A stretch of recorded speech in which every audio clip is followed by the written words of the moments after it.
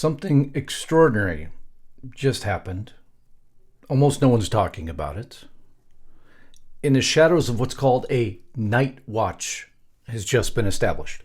Eyes are up, movements are being tracked, every statement, every single one is being monitored. And allegedly, not because of war, not because of chaos, because of one man, President Donald J. Trump.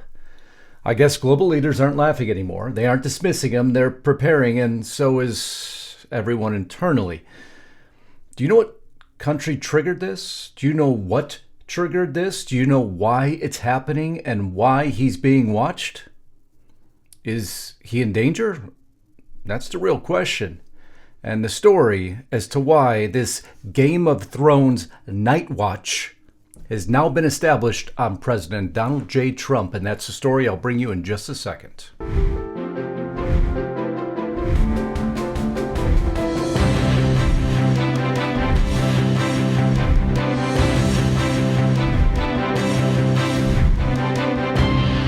Truly didn't know where to start today's broadcast. I was infuriated by this picture from the Democrats.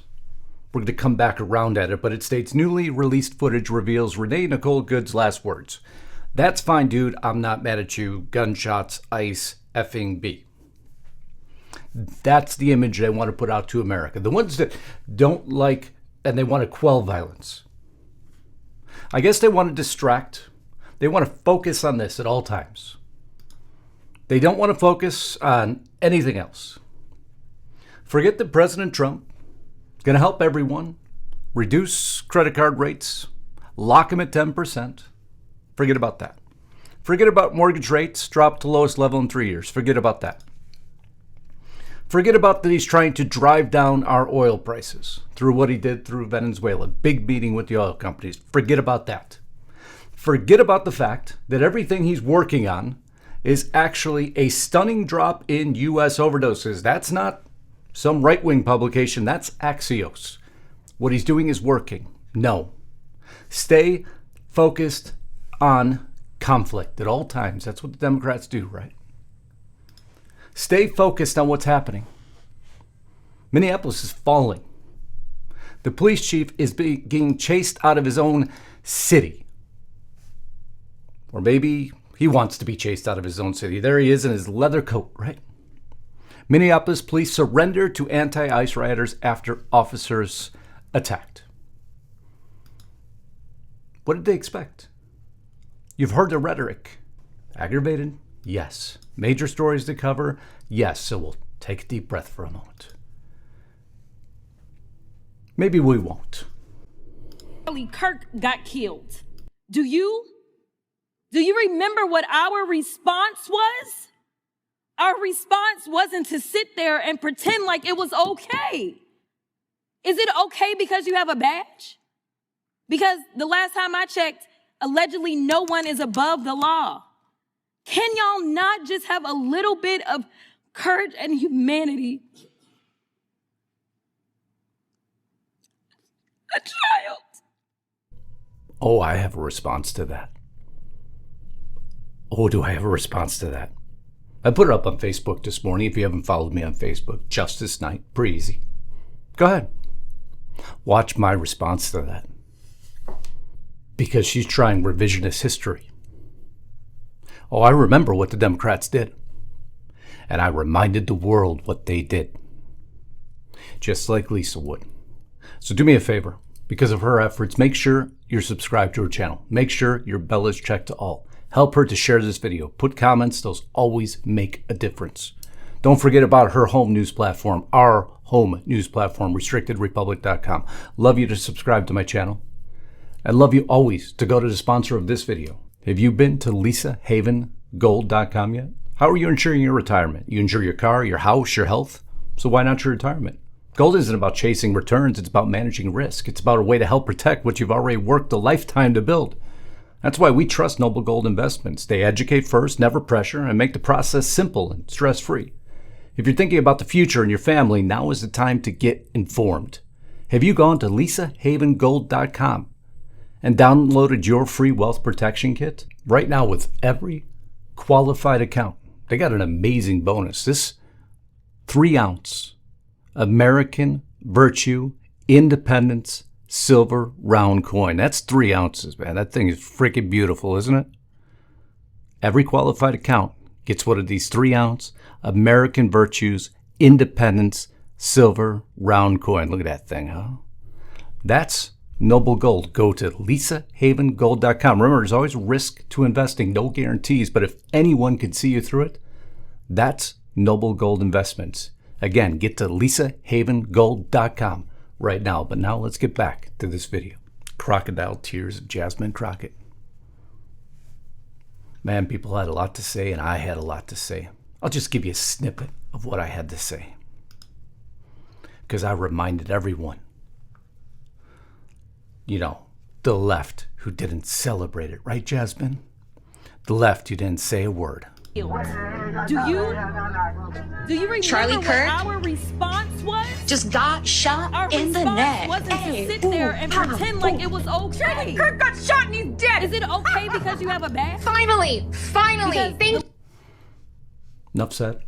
No, I go on. Don't worry about that. I don't let stuff like that go. No, I like truth in media.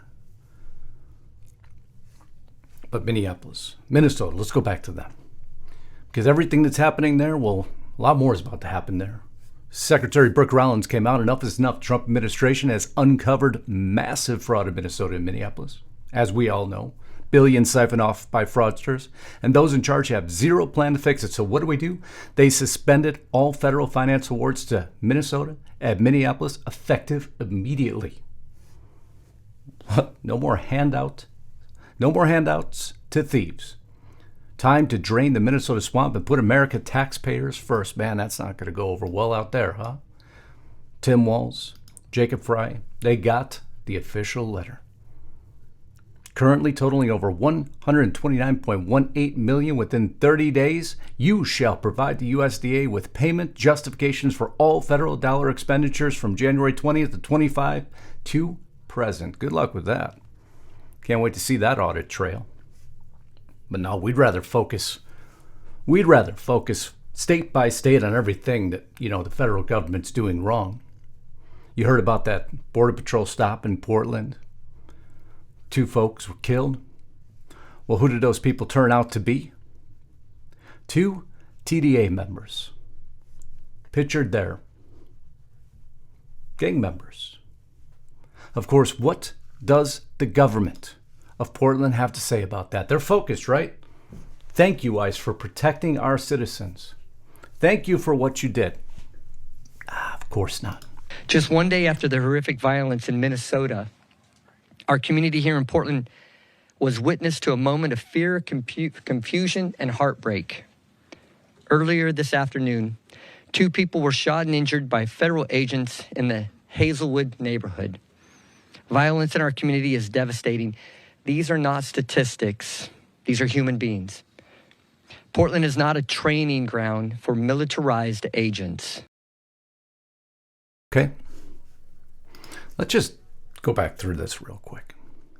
Homeland Security, two suspected Trent d'Argo gang associates let loose on America's streets by Joe Biden weaponized their vehicle against Border Patrol in Portland. The agents took action. Driver of the vehicles is a criminal illegal alien from Venezuela and suspected Trent d'Argo gang member, illegally entered the U.S. in 2022, released into the country by the Biden administration. Since then, arrested for DUI and unauthorized use of a vehicle. He has his final order of removal, The passenger is a criminal illegal alien from Venezuela, and is associated with the same gang. She illegally entered in 2023 near El Paso, Texas, released into the country by the Biden administration. Since illegally entering, played an active role in the gang's prostitution ring and was involved in a prior shooting in Portland. Members of the community. Just want to put everything in perspective as is being reported and is alleged. But let's focus on impeaching Kristi Noem. That's what they're focused on. They're speeding up those proceedings because now the impeachment has gone mainstream. House Democrats escalate impeachment push against Kristi Noem following Minneapolis ICE shooting. Isn't it nice? what the Dems are focused on. Let's ignore the Fraternal Order of Police, which, by the way, stands with ICE in Minnesota. Because you know better in Washington, don't you? It all appears to me to be a distraction. The distractions from the progress that President Trump is making, the progress that they simply can't accept because their administration had no progress. Well, progress of what they wanted, but not what mattered to you and I, we the people. The Navy, Marines, seized another tanker last night. You see there in action, Southern Spear in action as we secure the Western Hemisphere, part of the Monroe Doctrine, which if you've been on my channel, you've seen or watched any of my broadcasts, you know that's all I'm talking about right now. Focused on Cuba, Venezuela, focused on Greenland, focused on Colombia, all central to this discussion because Trump's having an impact. Venezuela,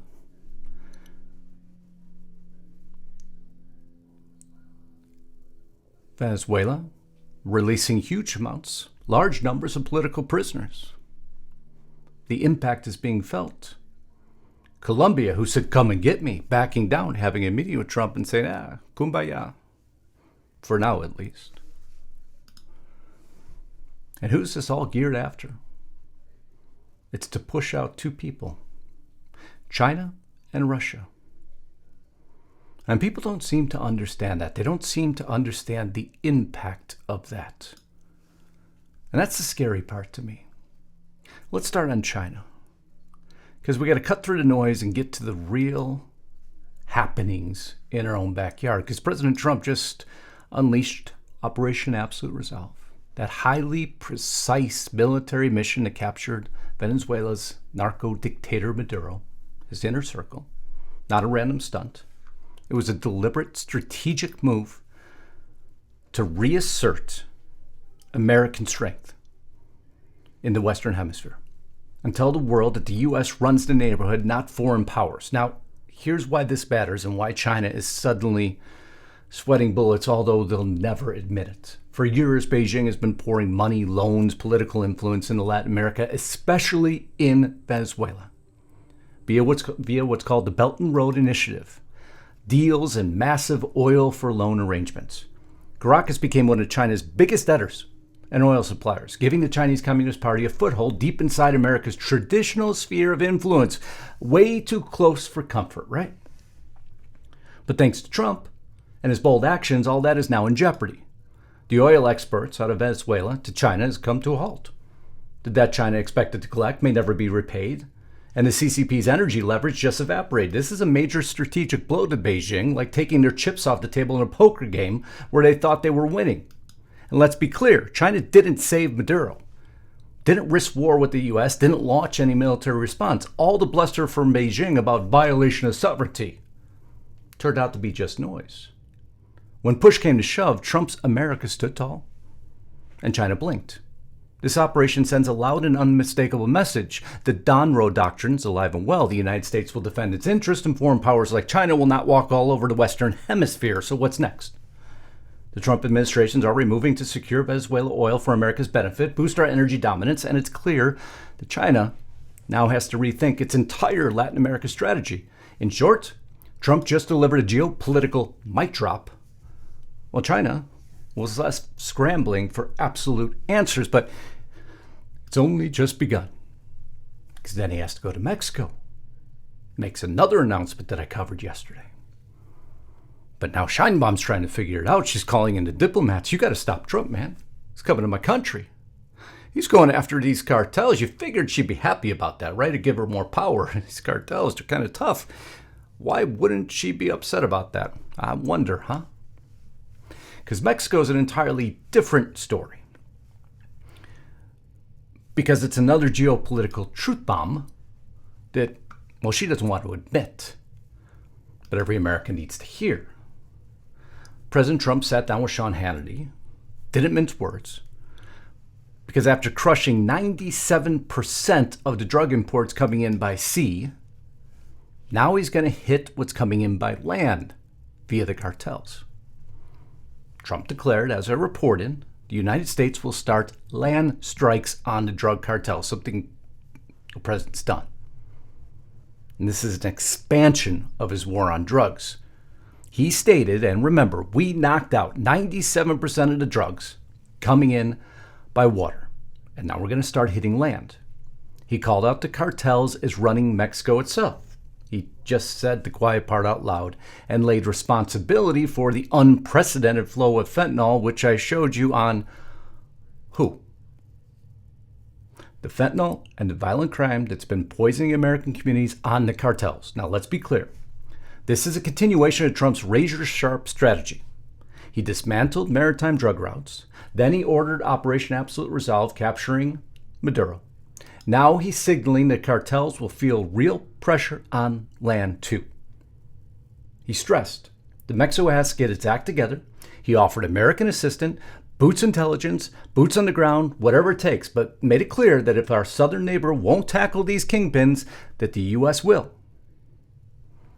And critics already screaming about sovereignty and international law, but here's Trump's pivot.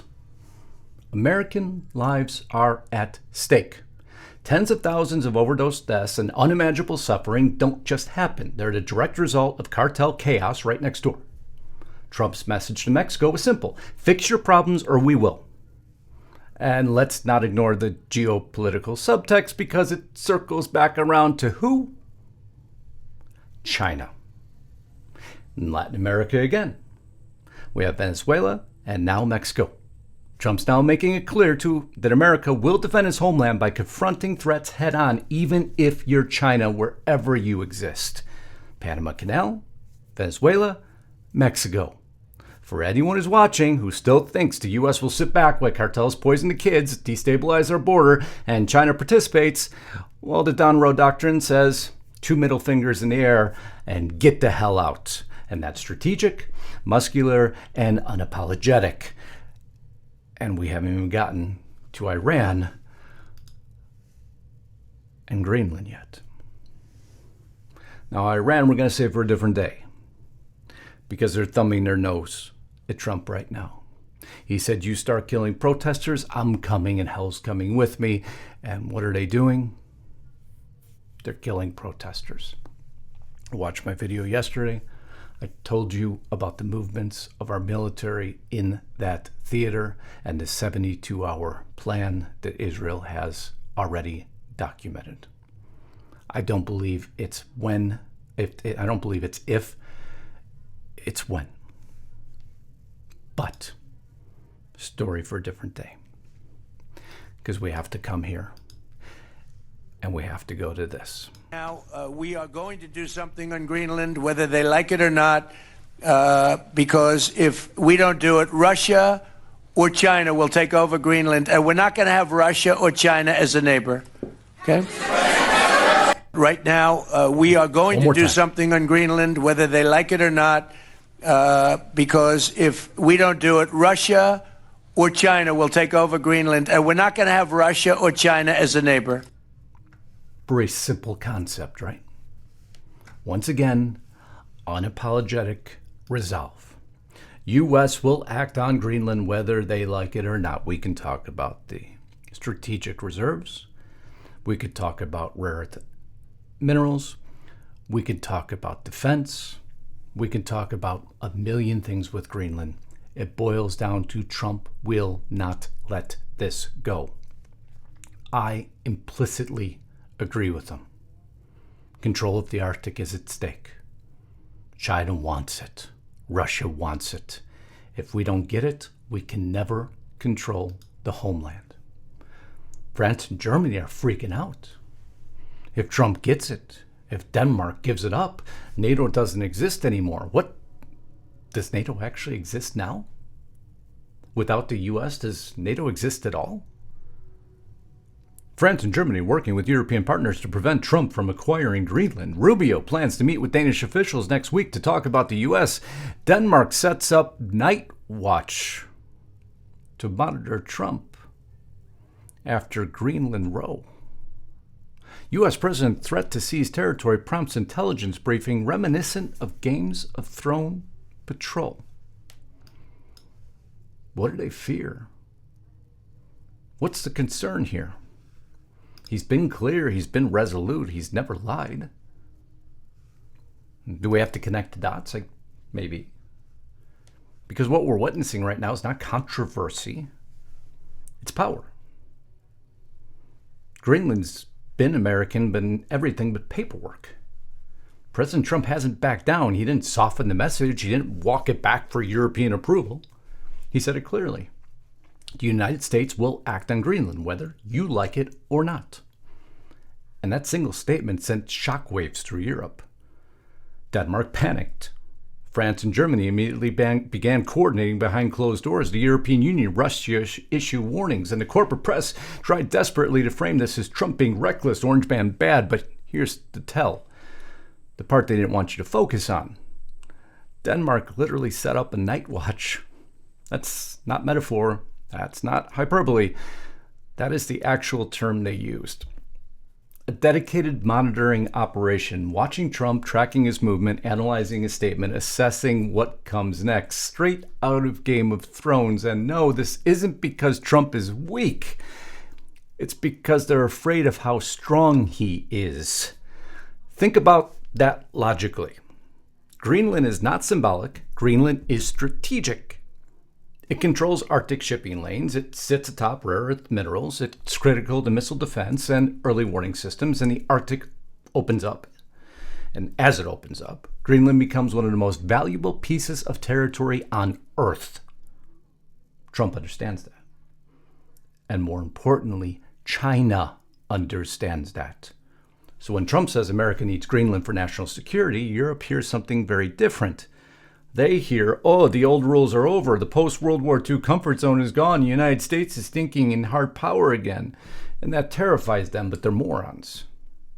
That's why France and Germany scrambled to prevent Trump from acquiring Greenland. That's why Denmark went to dismissive laughter, full-blown surveillance mode. That's why the media suddenly shifted from mockery to alarm, because Trump isn't asking. He's signaling it's coming. And here's the part that matters most. No one's stopping him. Not Denmark, not the EU, not NATO, because all they could do is watch. So when you hear the phrase night watch, don't misunderstand that. This isn't them protecting Greenland from Trump. This is them protecting themselves from the reality that Trump has re-entered the chessboard and they don't know which piece he's going to move next. That right there, my friends, is real power. Not applause, not headlines, not approval from Brussels. Power is when governments lose sleep. Power is when alliances scramble. Power is when they stop laughing and start watching the horizon. And that's exactly where we are now. President Trump just took the chessboard, made all the damn pieces invisible, and has the world freaked the hell out. And the night watch proved it. Orange Man, not bad. Orange Man, pretty damn strategic. And don't for a second call him ineffective. No matter what distractions back at home you'd like to cause. I love you all. Hope that made sense. Until next time, Godspeed and God bless Justice Knight. Signing out.